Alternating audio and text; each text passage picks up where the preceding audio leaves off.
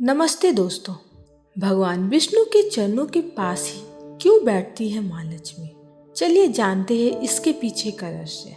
जैसा कि माँ लक्ष्मी हमारे लिए धन की देवी है और इन्हीं की कृपा से हमारे जीवन में धन धान्य की प्राप्ति होती है। माँ लक्ष्मी विष्णु प्रिय भी है। यही वजह है कि माता लक्ष्मी हमेशा भगवान विष्णु के साथ वैकुंठ धाम में विराजती है। भगवान विष्णु और धन की देवी लक्ष्मी दोनों एक दूसरे के पूरक है। एक तरफ विष्णु भगवान सृष्टि के पालनहार है तो वहीं देवी लक्ष्मी सृष्टि के संचालक है।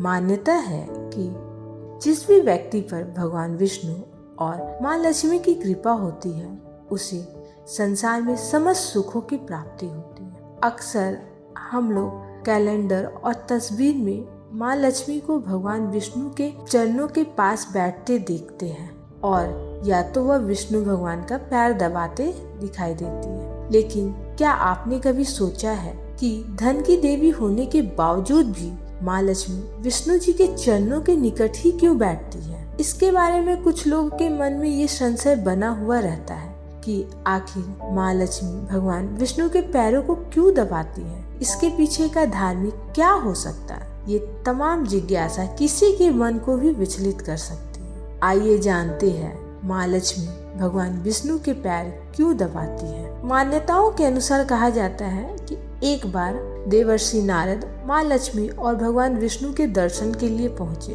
भगवान विष्णु निद्रा में थे तो नारद जी ने प्रतीक्षा करना ही उचित समझा। तभी नारद जी ने देखा कि माँ लक्ष्मी भगवान विष्णु के चरण के समीप बैठी है। ये देख नारद जी के मन में ये सवाल आया कि आखिर माता हमेशा श्री हरि के चरणों की ओर ही क्यों बैठती है। अपने इस प्रश्न से बेचैन होकर नारद जी खुद को रोक ना सके और माँ लक्ष्मी से उन्होंने पूछ ही लिया। तब नारद जी के सवालों का जवाब देते हुए माँ लक्ष्मी ने बताया कि मनुष्य हो या फिर देवी देवता, ग्रहों के प्रभाव से कोई अछूता नहीं रहता।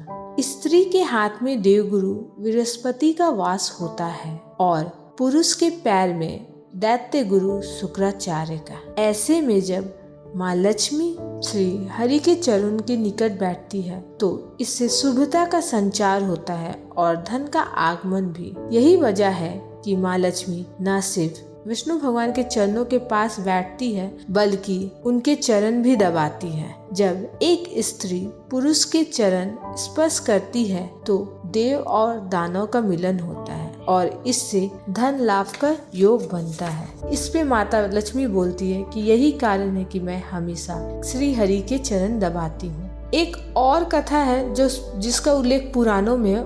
उसके अनुसार लक्ष्मी जी को भगवान विष्णु ने अपने पुरुषार्थ के बल में ही अपने वश में रखा था, जो हमेशा सभी के कल्याण का भाव रखते हैं। जो लक्ष्मी जी विष्णु जी के पास है वो धन और संपत्ति है और विष्णु भगवान उनका उचित उपयोग जानते हैं। यही कारण है कि महालक्ष्मी श्री विष्णु के पैरों में उनकी दासी बनकर रहती है। इसके अलावा भी इससे जुड़ी एक और पौराणिक कथा है। एक अन्य कथा के अनुसार लक्ष्मी जी की बहन अलक्ष्मी उनसे बहुत ईर्ष्या करती थी। ऐसा इसलिए क्योंकि अलक्ष्मी बिल्कुल भी आकर्षक नहीं थी। उनकी आंखें भड़कीली, बाल फैले हुए और बड़े बड़े दांत थे। देवी लक्ष्मी जब भी अपनी पति यानी भगवान विष्णु के साथ होती थी तब अलक्ष्मी हमेशा वहां पहुंच जाती थी।